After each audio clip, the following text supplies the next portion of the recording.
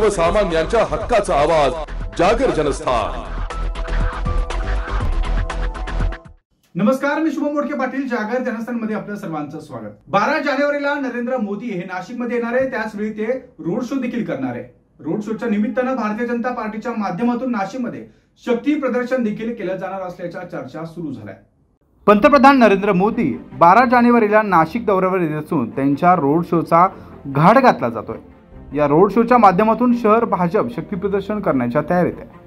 12 जानेवारी रोजी नाशिकमध्ये तपोवन येथील साधुग्राम मैदानावर राष्ट्रीय युवा महोत्सवाचं आयोजन करण्यात आलं असून या महोत्सवाचं उद्घाटन पंतप्रधान नरेंद्र मोदी यांच्या हस्ते होणार आहे। पंतप्रधानांच्या दौऱ्यात त्यांचा रोड शो करण्याची शक्यता वर्तवली जाते, मात्र त्यावर देखील शिक्कामोर्तब होतोय। पंतप्रधान नरेंद्र मोदींचा हा दौरा 2.5 तासांचा असणार आहे। या दौऱ्यासाठी परराज्यातील सुमारे 5000 पोलिसांचा बंदोबस्त देखील ठेवण्यात येणार असल्याची माहिती समोर येते। संभाजीनगर रोडवरील अर्धा किंवा 1 किलोमीटर अंतरासाठी पंतप्रधान नरेंद्र मोदींचा रोड शो केला जाऊ शकतो अशी माहिती मिळते।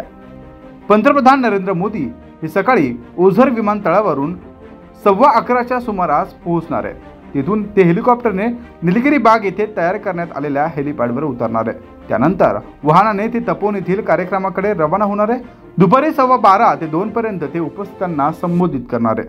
पंतप्रधानांच्या या दौऱ्यात रोड शो करून भाजपच्या वतीने शक्ती प्रदर्शन केले जाण्याची शक्यता देखील वर्तवली जाते। या पार्श्वभूमीवर नाशिक शहरात देखील मोठ्या प्रमाणात पोलीस बंदोबस्त ठेवण्यात येणार आहे। जागर जनस्थानसाठी शुभम मोडके पाटील, नाशिक।